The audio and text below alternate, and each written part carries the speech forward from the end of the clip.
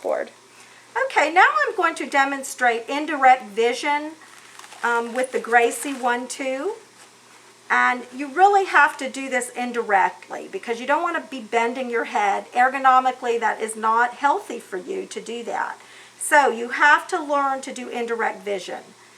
We'll practice some indirect vision exercises to get you better, but you have got, in order to be a good hygienist, you've got to learn to do this. You always want to get a nice little fulcrum with your non-dominant hand with the mirror, and that's just so the mirror doesn't slip and poke and hurt somebody. And what you want to do is, again, same principles apply.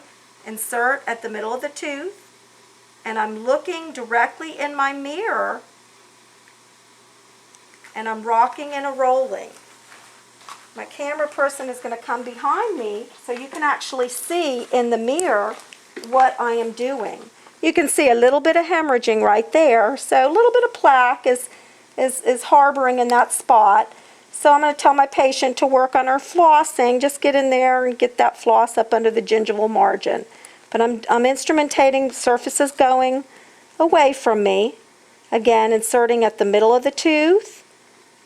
And I'm rocking and a rolling. You can see she has two composites here. She has a mesial lingual composite on tooth number 8 and a mesial lingual composite on tooth number 9. So you would have charted that. And just make sure that, you know, she's getting in there real good with her flossing. Okay, and then again, inserting at 0 degrees with the toe 1/3, and I'm rocking and I'm a rolling, rolling, rolling. Okay? Again, same instruments apply, and I am directly looking in the mirror. I am not looking at her tooth with my eyes. I am looking in the mirror and doing indirect vision, which is the only way to do this on the linguals. Okay, turn just a little bit so my cameraman can get the good lighting so you all are able to see.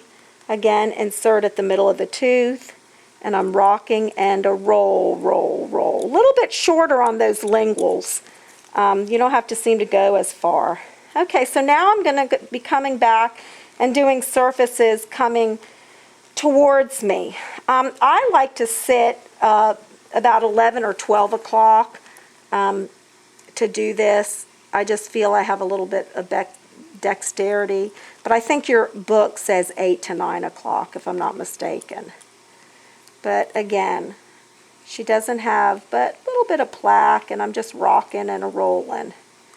My rock isn't as prominent as when I do the facials, but you can see I still have a nice wrist rock, and I'm still rolling and adapting that cutting edge onto the surface that I'm instrumentating. And if you don't keep that 1/3 on the tooth and you don't rock and roll at the same time simultaneously, you may cause some tissue trauma. Okay, we never want to do that. And I'm just rocking and a rolling. Okay, so now I've instrumentated the maxillary arch. And so in order to do the mandibular arch, we'll go next to that in the next slide.